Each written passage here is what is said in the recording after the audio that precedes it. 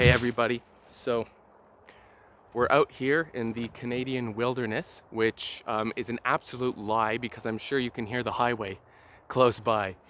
But I've noticed that my videos are starting to get more views than I expected. I was expecting it to be 3 of my friends, and my highest viewed video has around 1,000 views, which is unfortunate because it's the wool blanket video and I did a pretty crap job on that. So what I'm gonna do more is try and post better videos. Today we're gonna do a review of the knife that I've been promising. In order to do that, we're going to make some stuff and we're gonna make some snares. So we're gonna turn the camera around, get to it. I'm gonna give some thoughts, make some stuff, and cut myself probably. We'll find out. So ladies and gentlemen, at long last, here we are with the review. A couple of cons about the knife. Not cons so much, but noteworthy points. If you're gonna buy one of these, you might want to consider it. This is carbon steel. You can get it in stainless steel, which I recommend, but this one is carbon steel. Theoretically, that means you can throw a spark off of it using a rock. I don't think I'm ever gonna do that. Carbon steel has a couple of drawbacks. Firstly, it will rust very easily. Secondly, it will be much more brittle than stainless steel.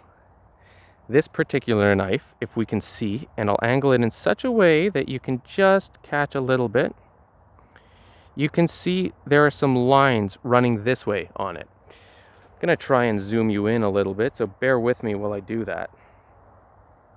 No, oh, yeah, focus.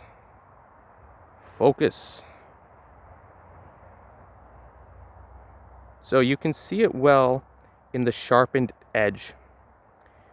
You can see that there are some lines running this way, which means the grain runs this way, which means it's probably going to snap at some point. I don't know, don't quote me on that. We will find out. A couple of pros about it. It's not very difficult. I'm calling this a pro, but it's not a pro. It's not very difficult to grind down the spine of the blade so it throws a spark. It was a couple of minutes. I'll post a link to it right up here. And now she throws a spark. I'm reaching around a tree for this, so I'm probably gonna do a terrible job. Terrible. There we go. She throws decent sparks at this point. Very light. It comes with a very nice leather sheath, which I'm going to take off my belt and show you right now. I've been using this knife for light tasks for a couple of months now. It wears very well. And I mean, it wears well as an accessory that you're wearing, but also in terms of the quality and durability. No failure points detected at the moment. It holds its shape well. I'm assuming it's just wet formed. There's a nice welt in between so it doesn't pinch your knife. I think it's a good looking sheath. For the money, I'm glad. Because otherwise, when you go to buy an expensive knife and it comes with one of these, well, you're pricing yourself out. So as for simple things that a knife like this should do, paracord cuts like nothing. It's a very good knife for around the house, even if you're not going to take it out too much. So if you're considering picking it up, it's not very expensive. I recommend it. To really test it out though, well, at least on camera, because I have used it, to really test it out, what we're going to do is we're going to make a simple snare. I was going to do a complicated trap, but I'm running out of daylight, so I'll do a simple snare, and I'm going to use it using this. This is just guitar wire. And I will try to set up a better camera angle and we'll get started on the snare. Maybe I'll use this camera angle for a while, probably not. See you after the cut.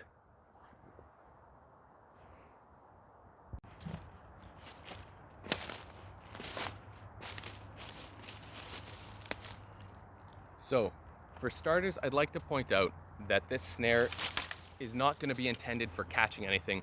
I'm not here to hurt any animals. I don't care what your opinions are on that. I'm just not here to do it. I don't have really any experience with snaring. That being said, oh no. Huh. I seem to have lost my lucky squirrel tail. I guess it wasn't so lucky after all. Yeah, had it in my pocket. It's gone now. That's fun. Okay, I was gonna make a joke saying I don't have any experience trapping. Be like, oh, here's my lucky squirrel tail. Never gonna find it.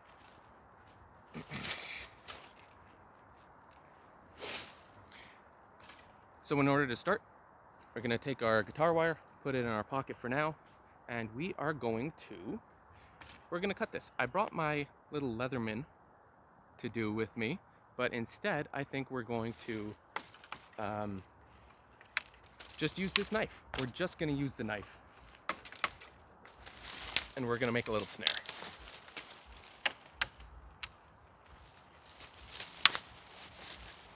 So, I guess I should find something to baton this with. Now this is cedar that I'm working. I might speed some of this up, but I'm gonna try and talk a little bit. There are a lot of different thoughts on what a bushcraft knife should be, or a survival knife, but I think it's pretty important that it should work wood pretty well, which this does a pretty good job of. Although right now I'm getting stuck in the grain. No, she's good.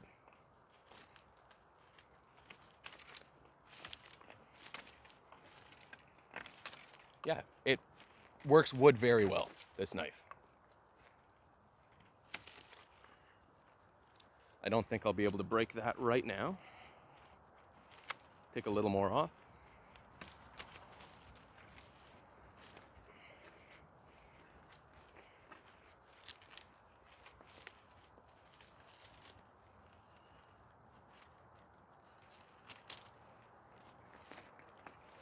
See if I can break it.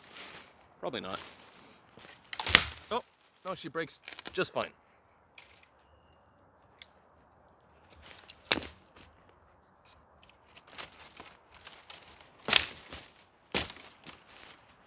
So, the first thing that we're gonna do is we're gonna take a relatively long stick. And what we wanna do is just break off the nubs that we can break off. And the reason we're doing that is because we're gonna wanna sharpen the point and drive it into the ground. You could always use a tree for this, but like a thin tree, because we're gonna anchor our snare wire to this.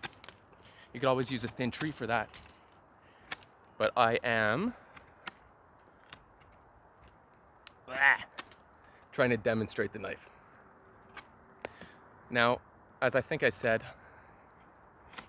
I don't have a lot of experience trapping. I'm doing this for demonstration purposes. If anybody's watching this and they actually know what they're talking about, you know, comment down below or drop a link in the comments and let me know your thoughts, or post some good resources for other people to take a look at, or for me to take a look at, really. So once we've done that, here's what we're gonna do. And I'm not positioning this in any way that I'll actually catch an animal. I'm not going for a path. I'm not going for a watering hole. Just doing the thing. So once we do that, we're gonna wanna drive it as far into the ground as we can, such that it will provide a nice, secure base. So that is currently, I don't know, about 1.5 feet sticking out of the ground. Next up,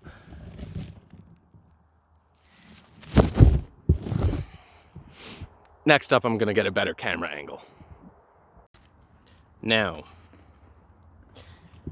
I'm just doing this in the middle of nowhere, and I know I've already commented on it, but I feel like if I get any comments, I'm gonna get some comments that I have this trap set up in a stupid position. I say trap, but right now we just have a stick.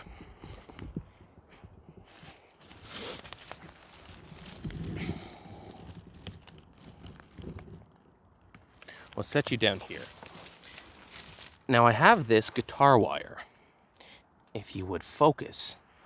Come on. What the hell? All right, that's not focusing, so I'll hold it further out so we can get a grasp on it. The reason I chose this guitar wire is I figure two things. One, I bring my guitar camping with me a lot, so if I ever needed to, I might have guitar wire. Two, it has this little loopy magoo. What, so that you can just thread it in the end. There we go. And I think you understand the concept. What I'm gonna do now is make just a little bit of a notch. That wasn't a notch. All the way around. So that I can attach the snare wire, and this will be the anchor point. Oh, can we not even see the notch? Great. Great camera work, Spencer. There we go.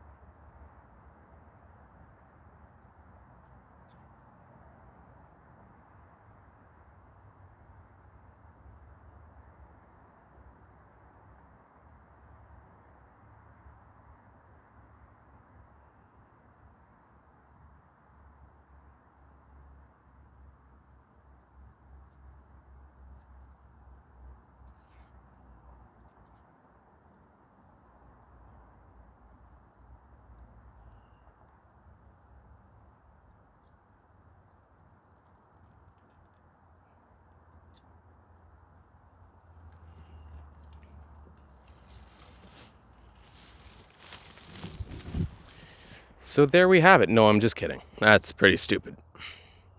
So here, so the idea is currently that'll hold on tight to here, but we need something to attach this to. Now you want to make the loop a different size depending on what kind of animal you theoretically want to catch. I'm going to make it about this size because I think that'll work well for video. Forgive me the awkwardness at the moment. I do some of my best work one-handed, but filming, she isn't it. Well, unless you ask nice enough. So what I've just done is I've just put a little bit of a kink in the wire. And all that's doing is it's kind of holding that shape at the moment. So all I want to do now is I want to take a very little stick. This might be too little, but we're going to use it for, that's a little bit too little. I want to take a very little stick, poke it into the ground, and ever so gently just loop that on top. And the idea there is that now this would come out of the ground. Now, theoretically, you would have it set up in a position where the animal would be forced to funnel itself through here along a food path, etc. I haven't done that. But the idea now is that the animal comes along, goes through there, and gets caught and snares itself in, and it's not coming off of there. And because this pole that we dug so far into the ground is in there securely, our little rabbit isn't going anywhere. So let me take this off and I'll give you some more thoughts on the knife. Ow. Yeah, that's not fun. So my friends, in the dying light of the day and with video quality that I'm not exactly proud of, please allow me to give you some of my final thoughts on this here lovely little knife. The pros would be the price of it. You can't beat it for the price. You can buy 3 of these for the price of a buck knife, for a price of a cheap buck knife, for that matter. Mora knives are comparably priced. I do have a Mora. Maybe I'll do a review of that, but probably not because we've all seen it. This has a full tang, which Mora knives don't, or the Mora Companion. doesn't. I'm comparing the price point. It's like a $20 knife. The $20 more companion does not have a full tang. So pros: price, it's full tang. It's carbon steel, which means you can uh, strike a spark off it with a rock. One con is that it's carbon steel, which means it's going to rust and it's going to be very brittle. Another con would be the thickness of her. That means it's probably going to be an issue down the road. I don't know about batoning with this. I'm sure it will be fine. I'm sure other people have done it. I'm not going to bother doing a batoning test. Carry an axe with you. Like, what are we, 5 years old? Oh, I have to use a knife. You use an axe.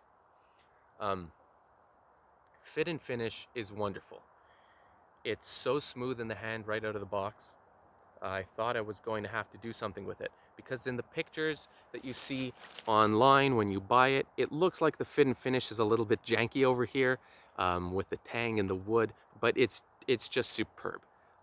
This little guy, I don't know what it's called, but the nub is fantastic because it stops your hand from slipping down there while cutting yourself. Cut myself on this a bunch of times. It comes stupid sharp, and it's been resharpened as well. It sharpens really well because it's a Scandi grind. I'm gonna put that as a pro as well. Pro. The sheath is lovely, fits nicely on your belt. It doesn't poke into you. Sorry, I know nobody wants to see my fat stomach, but it doesn't poke into you at all. It wears really well. One con, however, is that because it's a wet formed leather sheath, it doesn't lock at all. So I don't know how well that's going to stay in there. I'm calling it a con, but it might never be an issue for me, but it's something that I can foresee as an issue. It's a good knife. BPS knives. Go buy one. What are you waiting for?